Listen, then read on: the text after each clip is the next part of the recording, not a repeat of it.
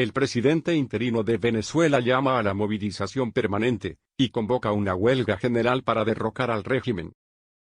Maduro ordena una brutal represión y culpa a Estados Unidos de la asonada cívico-militar represión y propaganda gubernamental, y llamados a la confianza por los opositores. La jornada del 1 de mayo en Venezuela dio para todo. Aunque la fecha conmemora el Día del Trabajador, en el país latinoamericano se tradujo en una pugna política para mostrar quién tiene más respaldo popular organizado en las calles. Por un lado, se desarrollaron las concentraciones convocadas por el líder opositor Juan Guaidó, presidente de la Asamblea Nacional y asumido como encargado de la República, que fueron respondidas con gases lacrimógenas y disparos de perdigones de la Guardia Nacional. El balance provisional fue de 78 heridos y 89 detenidos.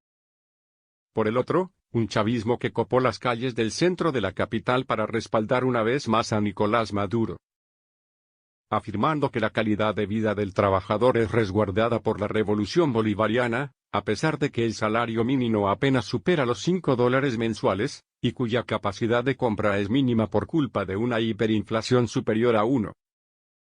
La convocatoria opositora fue descentralizada y masiva. 5 millones%. Solo en Caracas se dispusieron al menos 15 puntos de concentración. En al menos 5 de ellos, la fuerza pública dispersó a los cientos de manifestantes que se organizaban, dejando a mediodía una persona herida y varios asfixiados. La acción fue muy violenta, e incluyó ataques directos a la prensa. En Altamira, punto focal de la manifestación antichavista, aún quedaban vestigios de los disturbios del día anterior, protagonizados por militares. Asfalto manchado, motocicletas quemadas, piedras por doquier recordaban lo ocurrido cuando Guaidó encabezó un levantamiento que desde el gobierno de Maduro redujeron a escaramuza.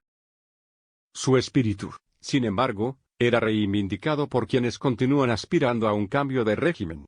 No se pudo ayer, pero hay que seguir insistiendo. Cada vez se nota más que los militares están entendiendo lo que quiere el pueblo, dijo Adelis Torres, de 53 años. Pero muchos uniformados lo que hicieron fue reeditar los enfrentamientos al atacar con virulencia a los miles de civiles que se acercaron a la base aérea La Carlota. Guaidó se movilizó por al menos 3 de los puntos de concentración, y en ninguno de ellos llamó a caminar hacia el Palacio Presidencial de Miraflores, la eterna aspiración de muchos. Dijo, sí, que lo ocurrido el martes fue una rebelión cívica y pacífica. La única forma de que aquí haya un golpe de Estado es que me detengan, refirió asumiéndose como presidente legítimo del país.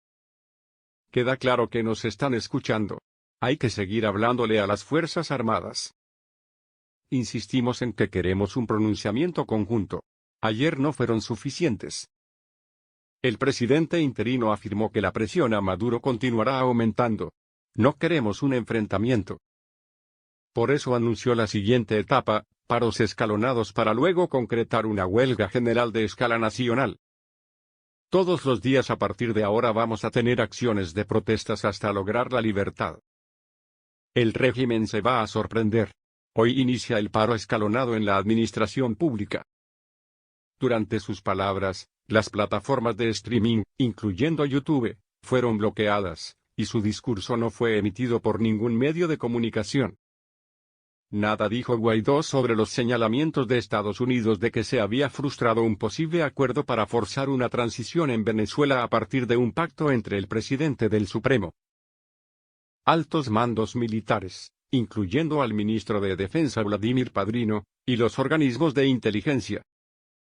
Elliot Abrams, enviado especial de Donald Trump a Venezuela, reveló que quizá Maduro detectó las comunicaciones y al quedar revelado el plan, fue abortado por el régimen chavista. ¿Por qué? ¿Cuál fue el papel de los rusos? ¿Cuál fue el papel de los cubanos? Estamos tratando de averiguar ahora respuestas a esas preguntas. Pero sabemos que ha habido un par de arrestos de líderes de la inteligencia y del cuerpo militar, aseveró el estadounidense. El gobierno venezolano no ha confirmado la detención de ningún líder militar o de inteligencia, aunque informaciones extraoficiales indican que quien encabezó la policía política hasta el martes, Manuel Christopher Ferreira, sí está arrestado por haber dejado escapar a Leopoldo López. Sobre ello se pronunció Diosdado Cabello, el número 2 del chavismo, desde la movilización oficialista. Quienes les dijeron que tienen listos a Padrino, Michael Moreno o Diosdado les están mintiendo. Maduro acusó a Estados Unidos de orquestar el levantamiento. En el chavismo no van a conseguir lo que quieren. Esta escaramuza golpista la dirigió personalmente desde la Casa Blanca John Bolton, consejero de Seguridad Nacional. Así lo denuncio y pido que se investiguen las acciones ilegales y golpistas de John Bolton contra la democracia venezolana.